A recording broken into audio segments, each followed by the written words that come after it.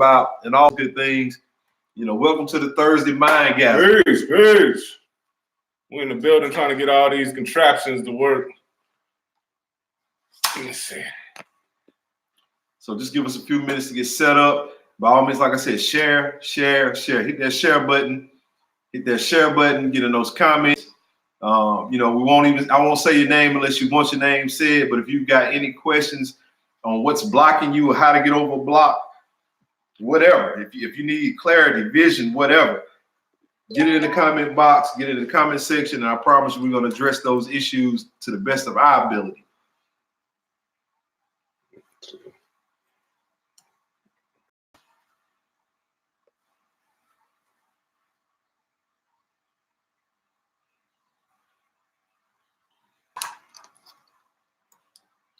Come on, man. What's going on?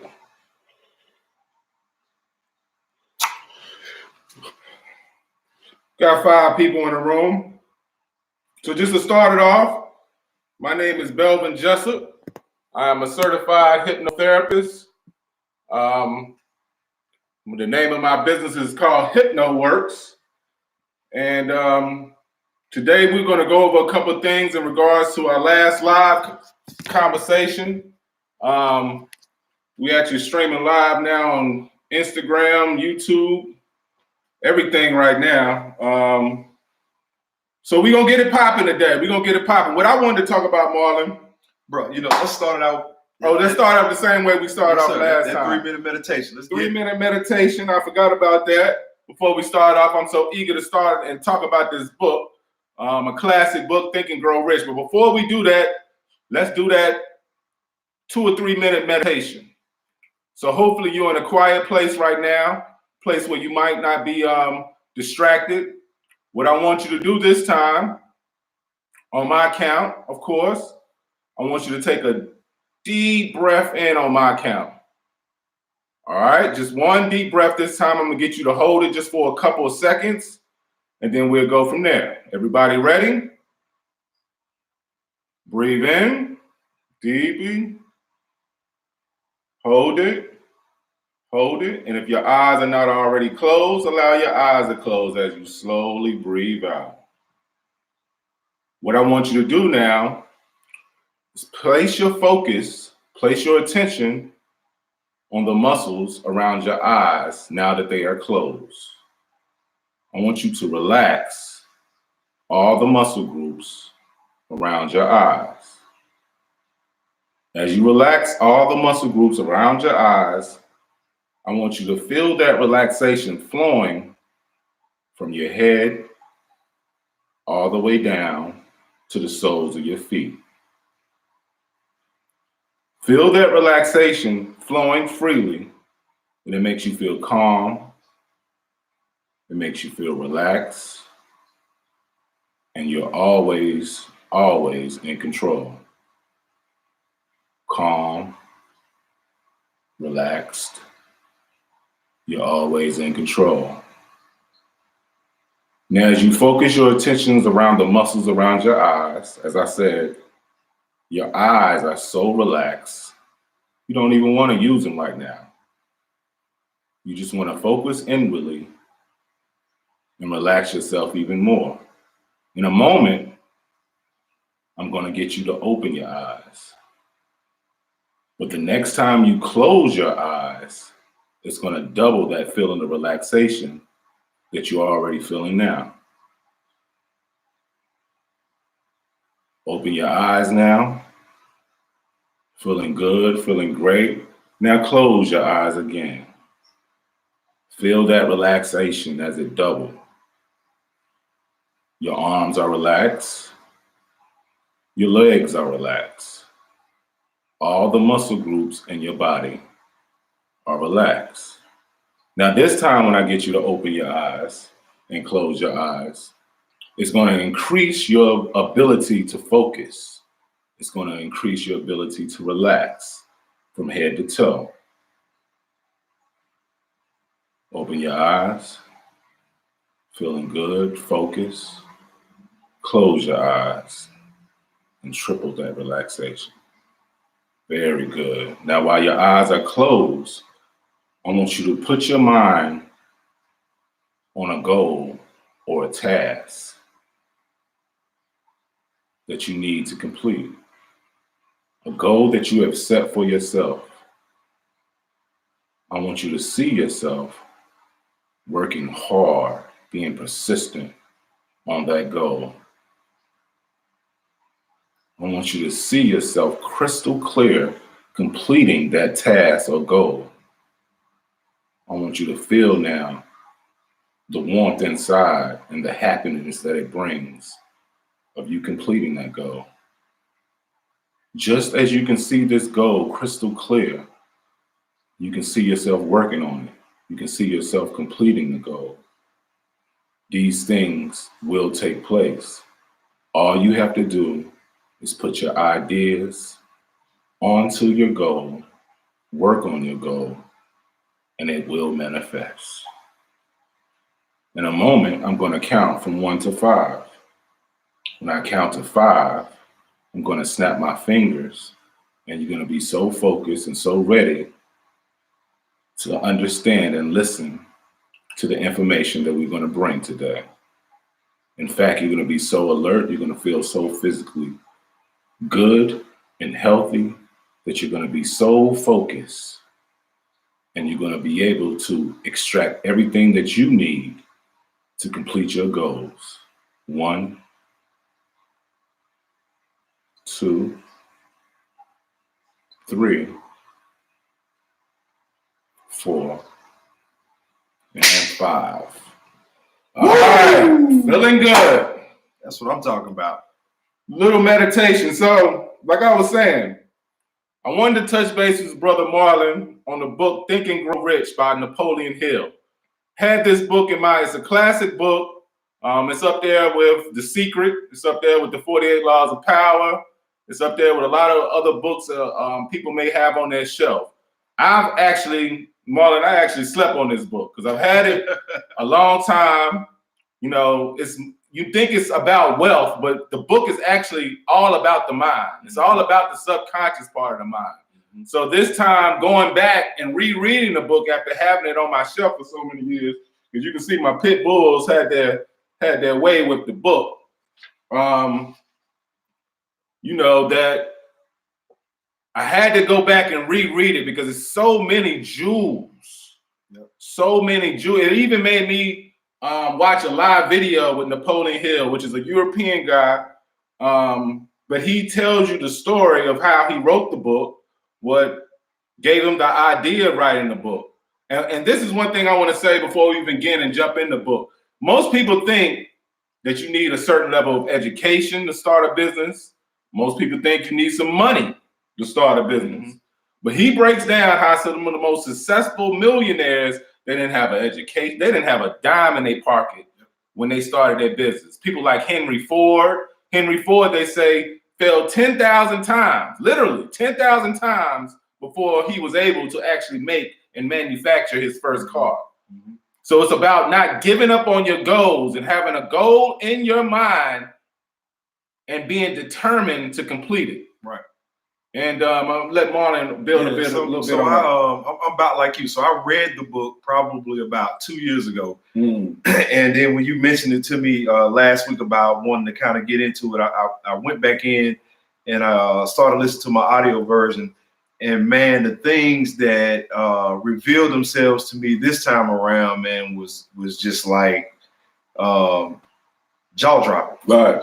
I mean, and that just goes back to how when you're changing, the things around you change, the way you receive information change, your understanding of information change, your mindset changes, and when your mindset changes, the same information that you heard 2 weeks ago, when you hear it again, it takes on a whole different meaning. Right. So you know, the book for me was definitely on time. I'll put it to you like that. The application of everything that was within the book. So we're just gonna jump around in the book a little bit tonight. The whole live really won't be about the book itself. Like I said, we definitely want to give you guys time to ask questions about things in your life, how we can help you. You know, here's the thing, you know, in helping you, we're helping ourselves. True. This is not about, you know, I don't claim to know everything. first of all, Me I'm neither. coming to you as a serial entrepreneur and a certified life coach. I'm not coming to you as no pastor, no doctor, no psychologist, Right. anything like that. I'm coming to you as a spiritual being having a human experience. So I've experienced a whole lot of things that can not only help me, but hopefully help you as well. Right. And we're here to share. Like Brother Marlon was saying, we're two brothers that what we're showing right now is actually a principle from the book. It's called the mastermind principle. Mm-hmm.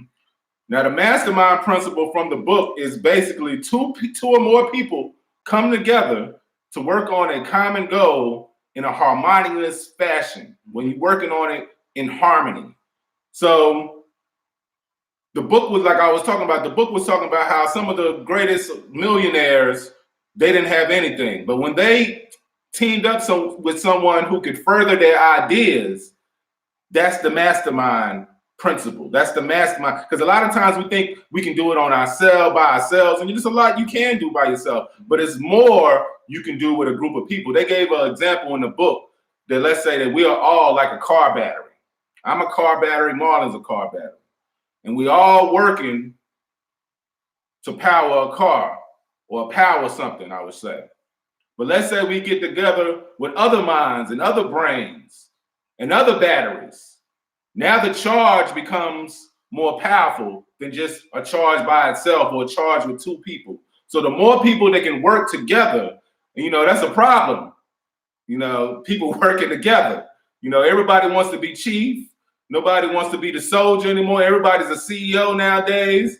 You have to work together for one common cause in order to make things happen. And that's happened with every great millionaire in history.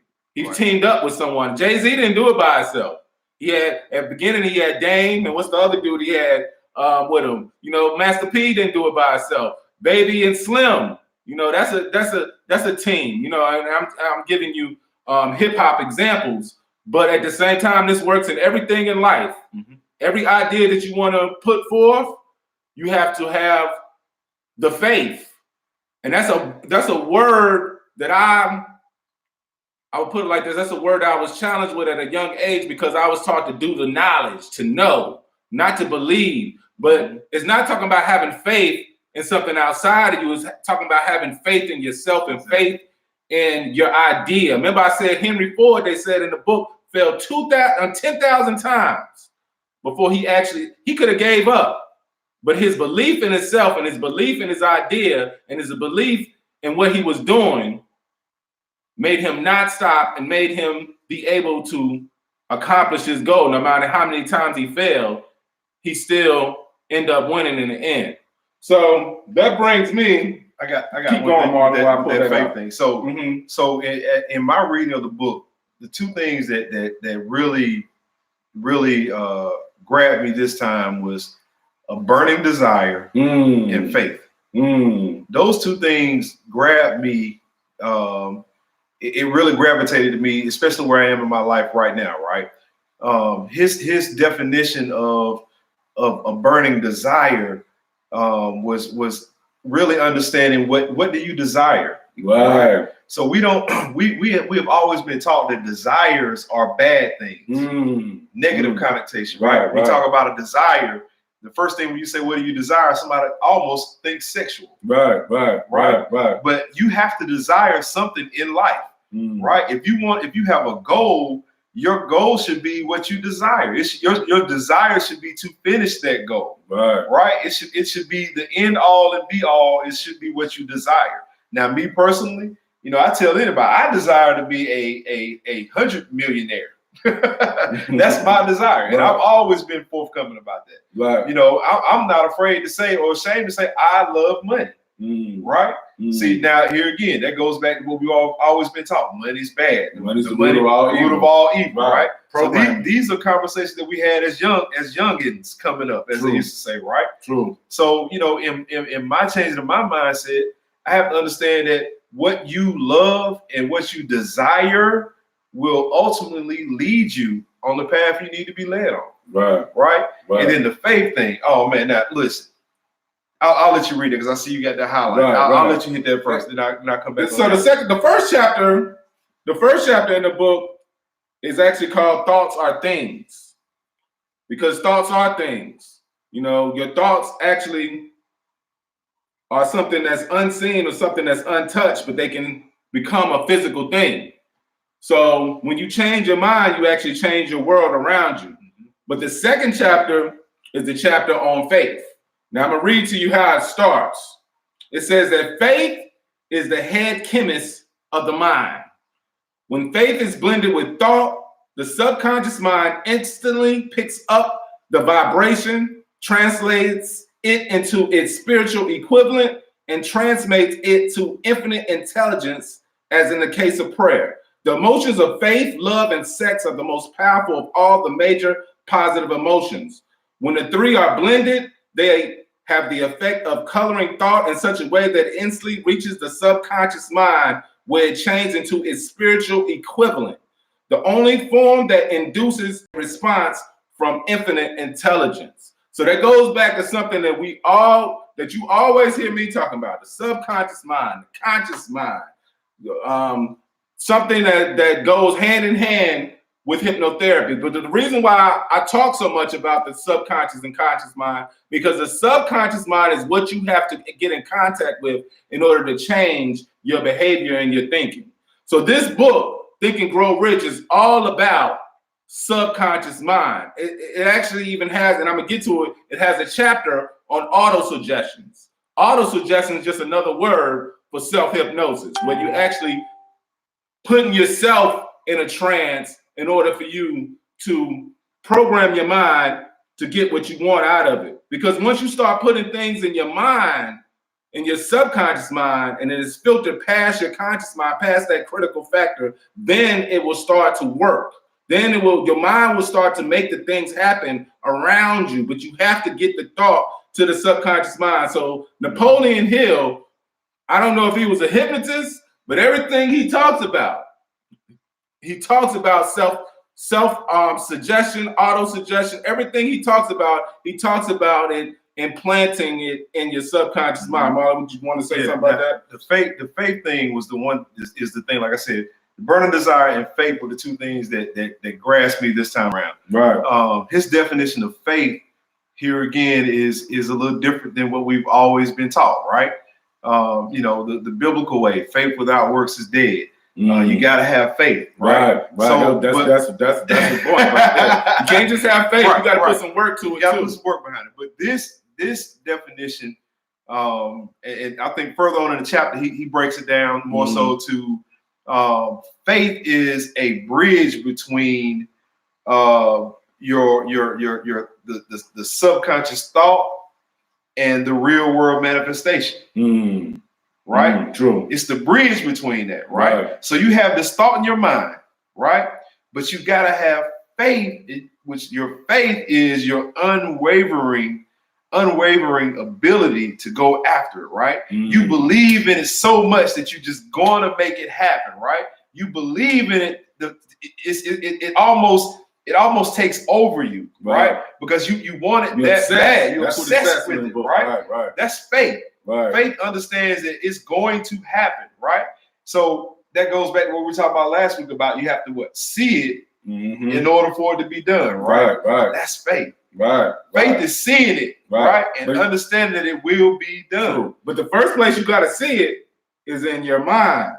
You feel what I'm saying? You got to see it there first in order for it to come into a physical existence. Now, it's another part, same chapter in the book, real quickly. It says repetition of affirmation of orders to your subconscious mind is the only known method of voluntary development of the emotion of faith. So last week we talked about repetition. When you want to program your mind, so you can program your mind in a positive, negative way. If you keep on telling your mind something negative, it's going to take hold of that and it's going to make it into a physical reality. If you tell it something positive, the same thing. So repetition over and over again of your affirmation of whatever you say, I want to do, I want to change, repetition of that and saying it over and over again in your mind helps your subconscious mind work on it and helps the goal come into existence. All right. Now the thing about that is that, see, some people are watching this right now and they don't even have enough faith to believe that you can even change the way you think.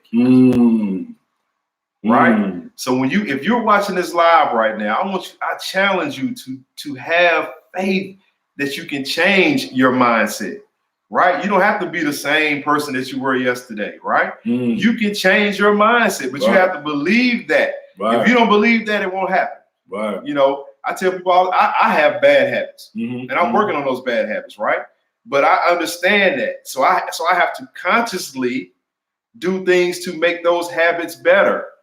Right? Right. I have the faith to understand. I have enough faith in myself to know that I can change those things. Right. So that's what, man, look, faith on a spiritual level is a whole lot deeper than just the faith of hoping and wanting for something. Right. This faith says you have to have what?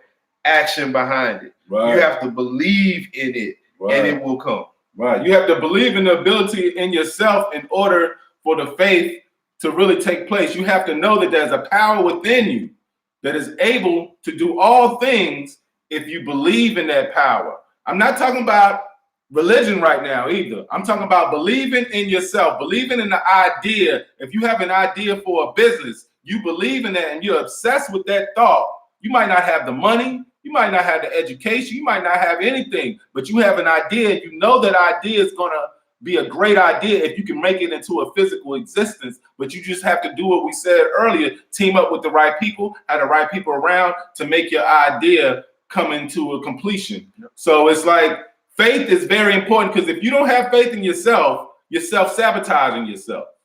If you don't have faith in yourself when you walk out your door every morning, you're going to have self-esteem issues, self-image issues. You got to have faith in yourself foremost. And like I said, we were talking about last week, certain words in the English language have double meanings, triple meanings, sometimes 4 different meanings for one word. So certain words, Marlon, I feel like we've been taught that money is the root of all evil. Desire is bad. Passion is bad. You know, we've been taught all these things, these words, they're just words, but they're bad. And if you act on these words, it's almost like you're sinning. You know, black people have too much religion as it is. You need the only religion to me there is in your own mind. Your mindset is going to make the world around. Your life is a representation of your thoughts. As a man thinketh, so is what? So is he. You feel what I'm saying? Everything around you right now came from a thought. Everything around you right now came from a thought. Just try to wrap your mind around that. Right? The clothes you're wearing, the phone you're looking at, the lights in your house itself, everything around you came from a thought. Now, I read a statistic the other day, and it says that on average, every single human being has had at least 4 thoughts that could have changed their life. 4, at least 4, right? The difference is they didn't have enough faith to follow through with it. Right. They didn't believe that they could get it done. Right. Every human being, from poor to rich. There are some rich people that have had 25 ideas that could have made them even richer. And there are some people who are financially challenged at this point right now that have ideas that they're blocking themselves from because they don't feel worthy. They don't feel like they deserve to be rich. Right. That's the mindset we're trying to break, y'all. That's the mindset we're trying to break. We're trying to get you to understand that you have the power to be who you want to be. You have the power to get what you want to get, but you have to make that decision. Right. Nobody's coming to save it. Nobody's coming to save it. True indeed. True indeed. So this is another good quote from the book. It says, there are millions of people who believe themselves doomed to poverty and failure because of some strange force over which they believe they have no control. They are the creators of their own misfortune. Because of this negative belief, which is picked up by the subconscious mind and translated into its physical equivalent. So he's saying the same thing that we're saying, y'all. If you think negative about yourself, if you think you can't do it, no matter what it is, it might not just be money. If you think, well, I can't do it, then guess what? You won't have the strength, you won't have the faith, and you won't have the power to carry it out. You won't even have the courage because now you planted fear inside of yourself. that you can't do it, that you can't accomplish it. So it says, have faith in yourself, faith in the infinite. It says, thoughts which are mixed with any of the feelings of emotions constitute a magnetic force which attracts other similar or related thoughts. Now think about that. So what they're saying in the book is, if you think positive, you're going to attract positive. If you think negative, you're going to attract negative. Mm-hmm. It's the energy that you put out. It's the frequency that you put out is going to be the frequency or the vibration that you're going to get back. Yep. They used to always hear that you're going to be around. Simple. So even in the financial world, they tell you if you hang around if you hang around 5 broke people, you're going to be the 6th, right? Because that's like energy, right? You're only going to be able to rise above your surroundings, right? So if you hang around 5 millionaires, what are you going to be? You're probably going to be the 6th millionaire. Why? Right. Because they're talking the language, they're walking the walk, right? And you're around all of that. That's energy, y'all. That's energy. Be very mindful of who you share your energy with. Right. So now I'm skipping around. We're gonna go to the 5th chapter because I'm just reading certain quotes that I took out of the book. This section of the book is called specialized knowledge, because what Marlon was talking about, you always need there's always the best knower, as we say in a situation. Marlon knows finances. I know the science of the mind and how to reprogram it. You put these two things together, like I said, you have an even stronger charge. You have an even more powerful battery. So you always got to find people that specialize in certain forms of knowledge. Like one thing about my business I had to learn was marketing. Mm-hmm. You know, sometimes if you have a person specializing in marketing, they can help your business out even more, and you can concentrate on the things that you specialize in. Because remember, it's not about doing it all yourself. It's about coming together with someone else, 2 or more people working on one common cause in a harmonious nature. So in this part, let me before you get down to specialized knowledge, let's give them an example what that is. Right? Okay, let's get it. So there are two different type of knowledges, right? There's general knowledge and there's specialized knowledge, right? General knowledge is someone that goes to college and gets a degree in, let's say, business. He takes general courses to fulfill the requirements for that degree, right? Right. Specialized knowledge is the brain surgeon, right? He has the general knowledge, but now he furthers his education, and now he's specialized in what? Brain surgery. He can tell you everything you need to know about brain surgery. Can he tell you how to do plastic surgery? Probably not, right? But he can tell you everything you need to know about brain surgery. So that's the difference. You have general knowledge and you have specialized knowledge. Right. So in this portion of the book, it says knowledge will not attract money unless it is organized and intelligently directed through practical plans of action to the definite end of the accumulation of money. Lack of understanding of this fact has been the source of confusion to millions of people who falsely believe that knowledge is power. It is nothing of the sort. Knowledge is only potential power. It becomes power only when and if it is organized into definite plans of actions directed to a definite end. That blew my mind. Right.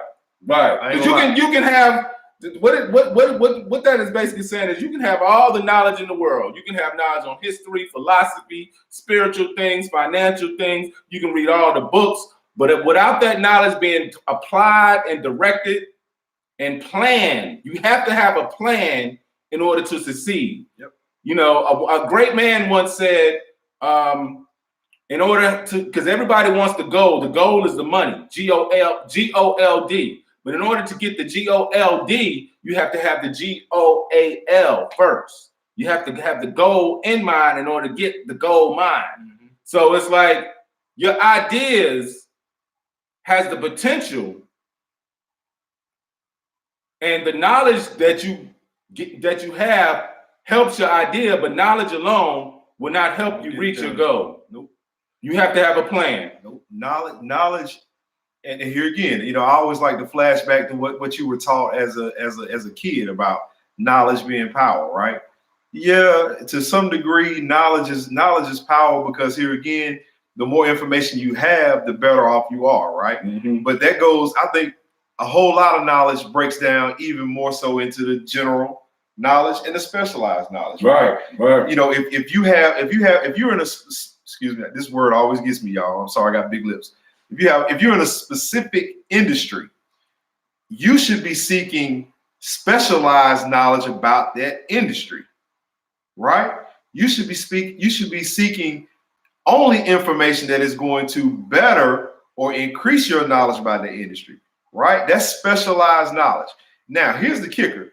If you're in an industry and you're seeking specialized knowledge about something, and it's something within the industry that you're not familiar with, then guess who you should be seeking to help you with that? Someone who has what? Right. Specialized knowledge about what you're not knowledgeable about. Right. So that's where the mastermind comes in. Right. The mastermind theory comes in too. Iron sharpens iron. Right. If I want to better myself, if I want to figure out, if I want to bounce ideas off of somebody, I should be bouncing ideas off of only one or two people. Somebody who is as knowledgeable as me, or somebody who knows more than me. Right. Because that's the key, surrounding yourself with other masterminds, other people that specialize in other different fields, that y'all can come together and work for one common cause. So it says in another part in this specialized knowledge chapter, an educated man is not necessarily one who has an abundance of general or specialized knowledge. An educated man is one who is so developed that the faculties of his mind that he may acquire anything he wants or its equivalent without violating the rights of others. So basically, an educated man doesn't have all the knowledge. Nobody knows everything. If you meet someone and they act like, or they say they know everything, you better go the other way, because no one knows everything. I don't care how much, who they are, what prophet they are, what mountaintop they came from. Nobody knows everything. in the beginning of the audio version, he gives a very good example of what he calls a know-it-all, right? Mm. Did you hear that? I don't know if I heard that part. There were three men who were this is during medieval times, mm-hmm. and they were all criminals, and they were getting ready to go to the guillotine. The first man comes up, and he puts his head on the chopping block, and the executioner lets the guillotine go, and the guillotine stops 1 inch from his neck. Right? And everybody and the crowd goes, "Oh, this must be a man of faith." Right, I remember that. This must be a man of faith. Right. Let him go. Right. Second man comes up, puts his neck on the guillotine. Executioner lets it go. It stops another 1 inch from his neck. They said, "Oh, this man must be a believer. Let him go." The third man comes up and he says, "Hey, look, if you tighten up that, if you loosen up that screw, the rope on the guillotine will probably go down a little further." Right. Puts his neck on the chopping block, chops his neck off. That was the know-it-all. The know-it-all was the third guy. Right. He had to tell him. He had to tell him what was wrong.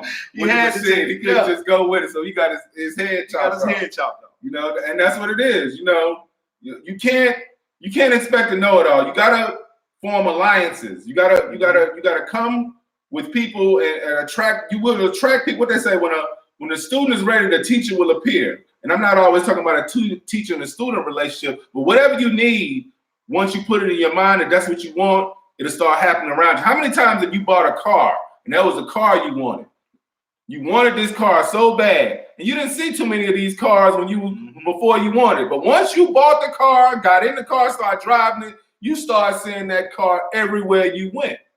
You feel what I'm saying? And it's the same principle, Even pick up. I hate to hear people say when something bad happens, the first thing they say is, "What next?" Right. That's man. Listen, that is the poorest mindset you could ever have. That is the poor. Always expecting something bad to happen is general. You're gonna make something bad happen. I promise you. If that's all you're focusing on is the next thing that's coming bad, right. you in for you're creating the next thing bad. Right. You're creating the next thing bad. Remember, whatever you put in your mind and whatever goes into your subconscious mind is going to become a reality. Your thoughts are really a representation, of everything that's going on around you. Yep. You feel what I'm saying? So one of the next chapters I'm going to deal with, because like I said, he talks a lot about the same things that we talk about. This chapter right here is imagination. Now, I told y'all before, some people think the misconception with hypnosis and meditation is you got to be you must be weak-minded if someone puts you in a trance. You must be weak and not smart if someone is able to mesmerize you and put you in a meditative or trance-like state. That's totally the opposite. Really, the most intelligent people are the ones who are more suggestible and who are easily can go under hypnosis. Mm-hmm. The most intelligent people. And the reason why the name of this chapter is because your imagination, your ability to see and visualize. See, they took that faculty away from us, Marlon, when we was young. Between the ages of 2 and 6, they say a child is in a natural state of hypnosis because they're in a theta rage state. But between the stages of 2 and 6 years old, what is the child doing? The child has a vivid imagination. I remember in Winston-Salem, between that age, we was racing pieces of grass down the street, down the stream, down the street. We had the imagination. Those were our cars. Right. You feel what I'm saying? The broom, a child can play with a broom and make something out of the broom. It's just a broom to us. But in that imagination, it could be anything, a magic stick. It could be anything. So a child's imagination, we sort of lost. They told us that imagination is bad. Don't daydream. But that's the key. The key is to see it in your mind. To see the whole point. And we did a 2 or 3 minute meditation in the beginning. But the whole point in closing your eyes is not being able to look outwardly. It's being able to look inwardly. Because you can see, it's like a projector in your mind, where you can see and visualize things, and you can put on that projector what you want. Yep. And before you get into imagination, I want to just kind of set it up a little bit. So the one thing we have to remember is your mind is geared to be efficient, not accurate. Peace. Right? It's a computer. It's geared to be efficient. It's only going to remember things that it thinks is important. So all other stuff it discards, right? So it is built to be efficient, not accurate, right? So that goes back to even the imagination part of it. When you think about how simple this is, I want you just to say, think about how many times you say, you know what, I need to go to Walmart, right? And before you even leave to go to Walmart, what do you see in your mind? You almost see yourself doing what? Walking to the car, putting the key in the ignition. Right. You almost see the route you're gonna take. Right. You almost see yourself walking around Walmart. Mm-hmm. These are things, here again, it is so basic that it's almost mind-boggling that you don't realize it. Why? Because it's in that in the auto, what is it called? The auto what is it called? The auto suggestion. Auto suggestion. It's auto suggestion. It's programmed in your subconscious. Right. But just think about it. Think about how many. If you say, you know what, I'm gonna run to the corner store right now. You almost see yourself going through the actions. Mm-hmm. So that's how you have to be. You have to be intentional with the same thing. Right. Intentional with how you think and how you vision yourself. Right. And you can start off each day like that. Mm-hmm. You can, before you leave the house in the morning, you can take 3 to 5 minutes and just visualize how you want this day to go. Of course, there will be unknown things that might pop up at your job. You might have a flat tire outside. The cops might pull you over. You're going too fast. That's an unknown thing that could happen. You wasn't expecting that. But you can still visualize and make a great day out of that and not let those things affect you by visualizing and imagine how you want your day to go. And 9 times out of 10, it's going to go that way without any obstructions. So it's all about positive thought. Yeah, and then you have to allow yourself. You have to give yourself permission to do that too. See, that's a lot. That's one thing that we don't do. We don't give the older we've gotten, we've taken more stuff away from ourselves than we've given ourselves. True. You have to give yourself permission to dream. You have to give yourself permission to want more. You have to give yourself permission to do that. If you don't do that, you'll be stuck in the same place. Right. So the little part I wanted to read out of the imagination section, it says, the earth in which you live, you, yourself, and every other material thing are the result of the evolutionary change through which microcosmic bits of matter have been organized and arranged in an orderly fashion. Moreover, in this statement of the stupendous importance, this earth, every one of the billions of individual cells of your body and every atom of matter began as an intangible form of energy. Desire is thought impulse. Thought impulses are forms of energy. When you begin with the thought impulse, desire to accumulate money, you are drifting into a service, the same stuff that nature used in creating this earth. Every material form in the universe, including the body and brain, which the thought impulses function. So basically, what it's talking about is how your thought impulse created everything around you in existence. From the universe, from your body to your cells. It's just everything was done upon imagination, being conscious of being conscious, seeing before it happens, predicting time in advance. By seeing it and imagining it in your mind first, having a determined idea, having the persistence and the faith that it's going to happen, then it becomes a part of the physical world. So imagination is key to not only making money, imagination is key to relationships, imagination is key to your work environment. Being able to see yourself where you want to be is the first step of getting there. All right? You have to see the end. If you see the end result, I promise you, if you see the end result and you apply that faith, see the faith, going back to that, your faith will keep you on the right path. That will keep you on the right path. You know, you gotta have that faith to get towards that end. Look, by all means, y'all, look, chime in if you got any questions, anything dealing with anything, blocks, life, whatever, anything you want us to kind of discuss. You know, by all means, chime in. Right. You know, the floor is open. The floor is open. And if anyone's read the book, you want to touch on anything from the book as well. Like this, like I said, I slept on this book.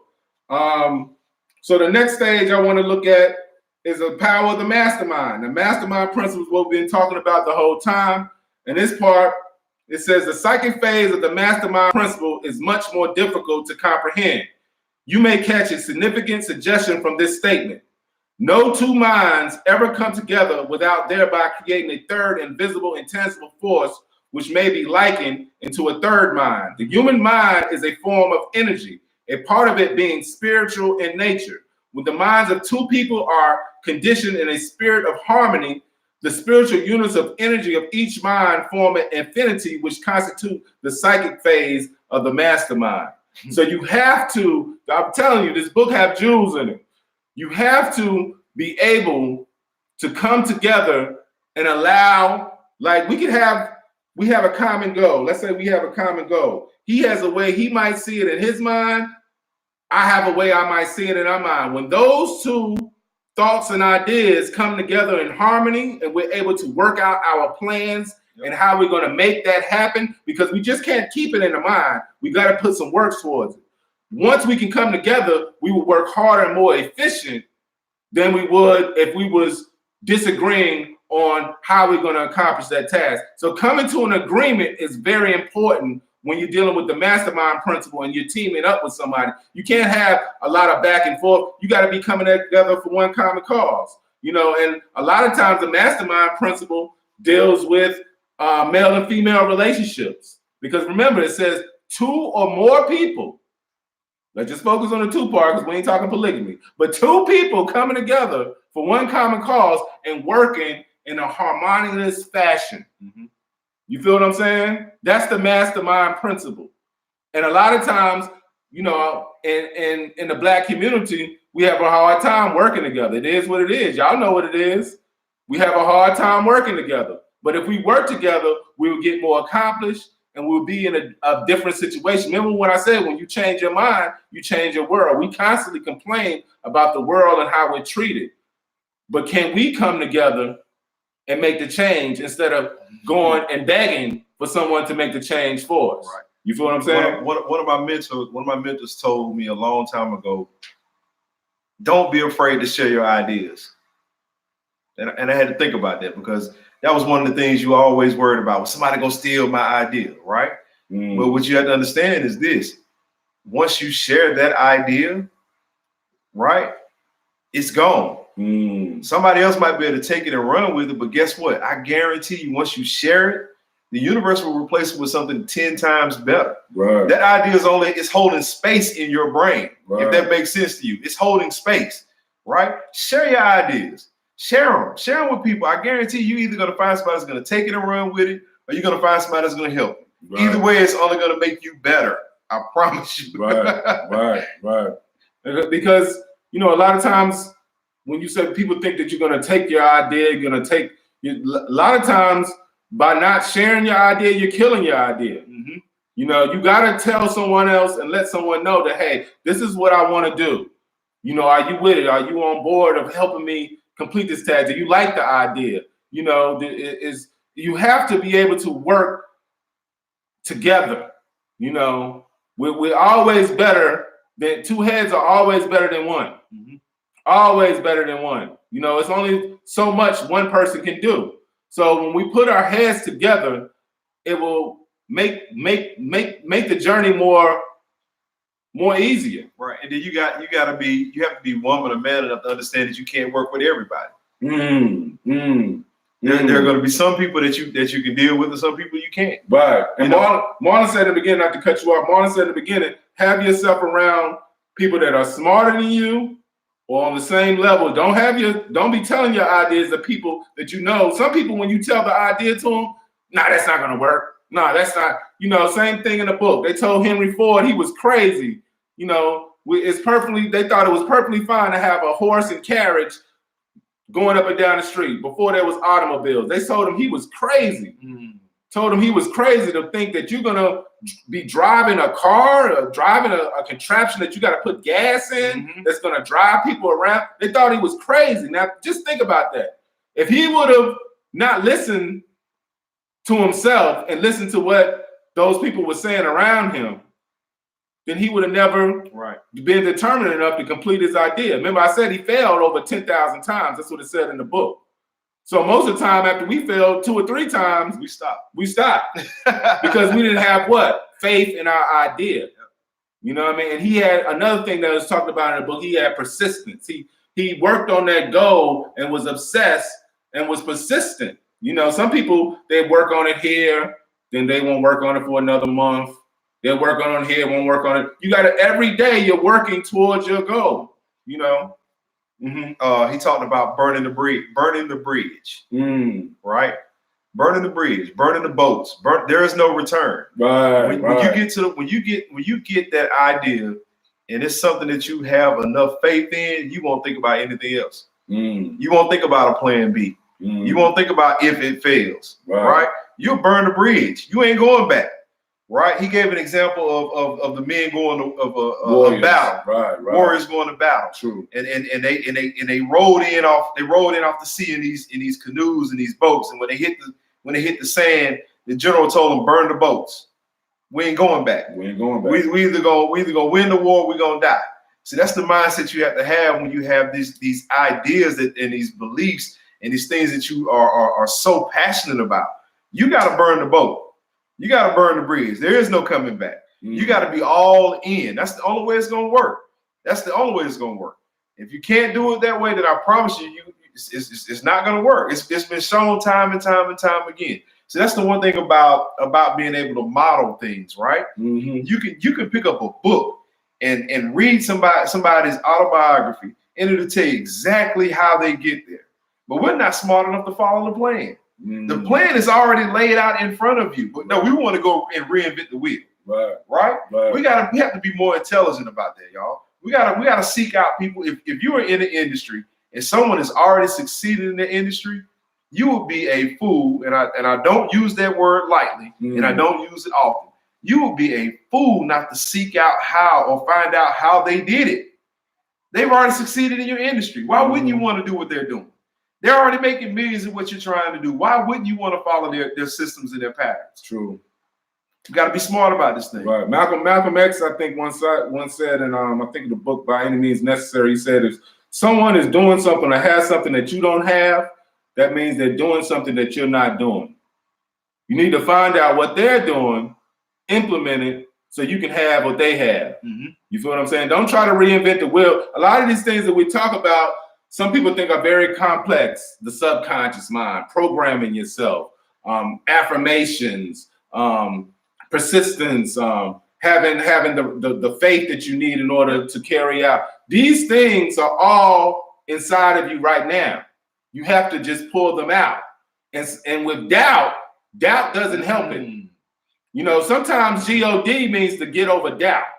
You know, you have to get over the doubt you have within yourself in order to accomplish your goals. Mm-hmm. You feel what I'm saying? So, you know, it's another thing. I think this is on the audio portion. I couldn't find this in the book, but he gives the 12 rules of real riches. And I was just going to read these 12 rules out and we can build on them. But the first rule, and they're in order. So the first rule that he says out of the 12 that you have in order to complete your goals and the 12 rules of real riches, the first one is a positive mental attitude. If you're negative all the time, guess what? This is one. This is what you have to start. This is your foundation. You must have a positive mental attitude. Remember, if it's about faith and desires and passion, you have to be positive. Like this is going to happen. No matter what barrier, no matter what roadblock comes your way, you maintain a positive mental attitude. The second one is sound physical health. Because you would think he's giving all things about, okay, you need to save money. You need to invest in 401k. You need to put away in this stock. In this book, he's not talking about none of that because the key to success and finance and whatever you're doing is your mindset. And your physical body has to go along with that, because if your physical is not in tune with your mind, if you have a lot of physical problems, then your mind is not going to be working properly. If your mind is not working properly, then you're going to have problems in your body. So your mind and your body go hand in hand. Your mind, body, and your spirit. True indeed. Now, the third one is harmony in human relationships.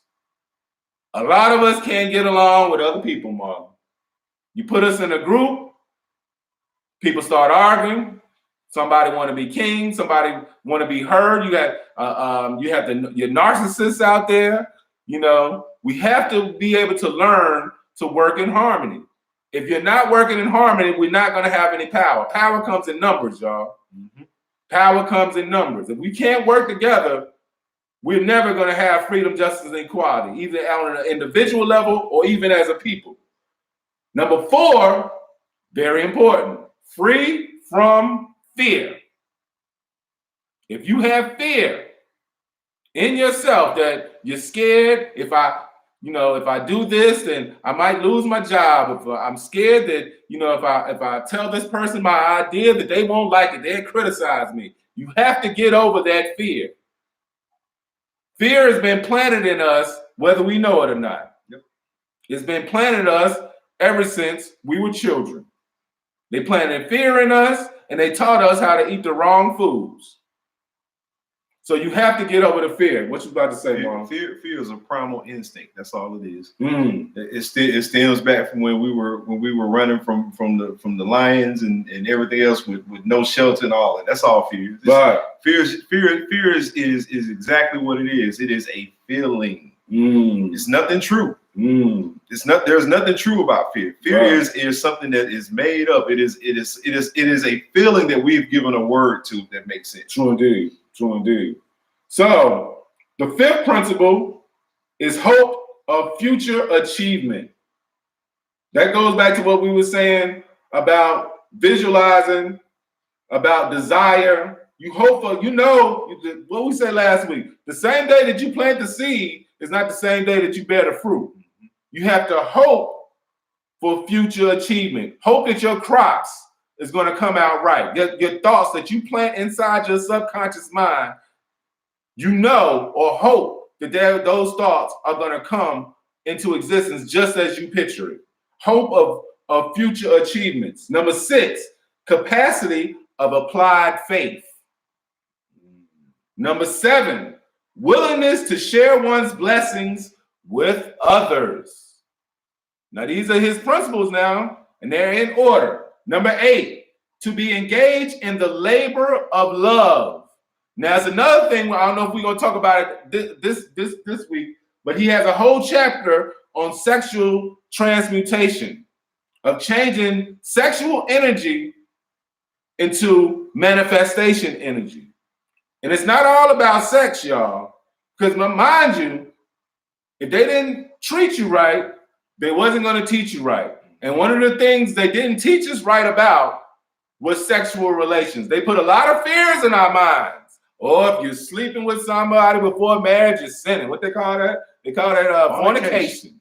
If you're living with somebody shacking up, you're sinning. If you feel pleasure, something's wrong. You're sinning, because too much pleasure is not good. That's what we was taught as children, as kids, as young adults, you know. But you have to use that creative energy, that same energy that you can use to make a baby and create a whole nother life. That same energy you can use to create and manifest whatever idea you have in your mind into physical existence. All right. What number I'm on? We engage on the labor. Number 9, an open mind of subjects of all people, meaning that you have to be able to understand others. It's not about being right all the time. Understand people from different cultures, different points of view. Because remember, it's all about working together. That's one of my pet peeves, man. People get in the habit of, even in a discussion, they're not even listening because they're thinking about what they're gonna say next. Right. You know, you're supposed to listen to understand and you speak to be heard. You know, if you follow that creed, your communication will be 10 times stronger. Please. All right, number 10, a complete self-discipline. Very important, y'all. You gotta have control over yourself. If you don't have control over yourself, then you're not going to have control over manifesting your goal. Because remember, your goal is not going to happen overnight most of the time. The same day you plant the seed is not the same day you're going to get the fruit. So you have to have patience and have determination and also have self-discipline in order for your goals to work. Sometimes you got to sacrifice things in order to reach your goal. Some things you might have to stop doing. Remember, I said you got to lose your old self in order to find your new self. You have to lose some of your old habits, some of the old things that you were doing, and find new habits and find your new self and the place where you want to be. Number 11, wisdom wish to understand people. You have to be able to it's not about just people understanding you. You have to have the wisdom to understand others and the way they think. You know, it's about common courtesy. And the last thing on the list was financial security. So he said, these are the 12 rules of real riches. But it first starts off, the first thing is a positive mental attitude. And then the last thing is the financial security. So the attitude and the mindset is first. That's it. That's it, y'all. That's it. So if you haven't read that book, read the book now. Brother Herb, people in the trade floor, people in the Winston-Salem area, you might know Mr. Herb Muhammad. That store's been there since I was a kid.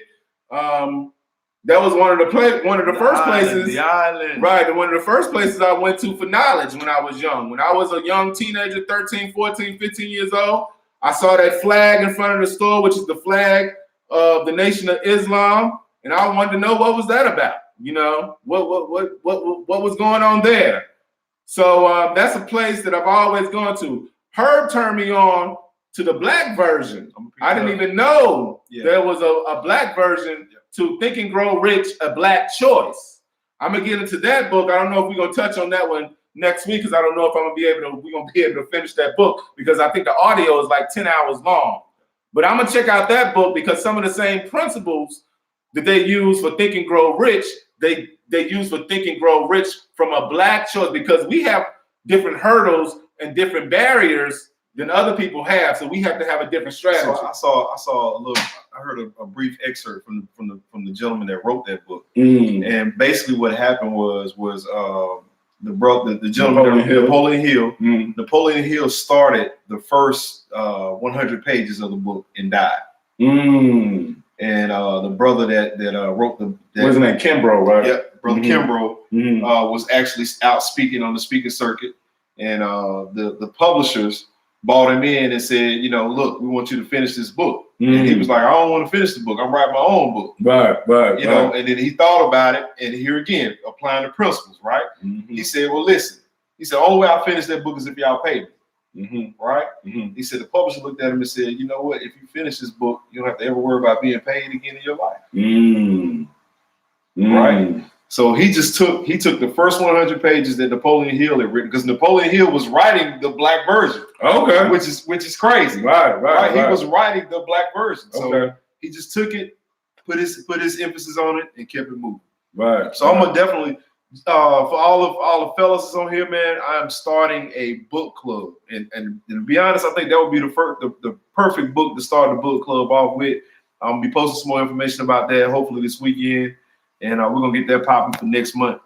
But I think our time is up, brother. Yeah, time is up. We're gonna be here next week. Next Thursday at the Born Hour, which is 9 o'clock for all those who don't know. Share the video, y'all. Bring some people with you next week. Listen, bring some questions. It's that mindgasm, baby.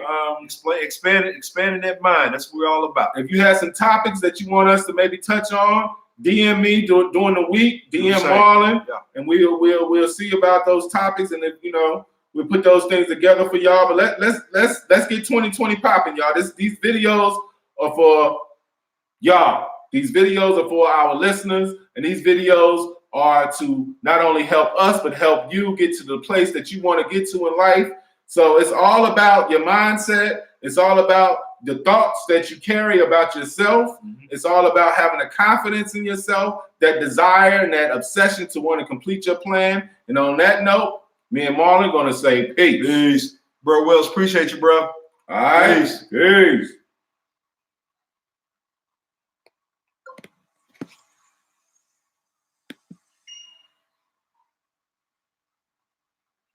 That went by fast this week.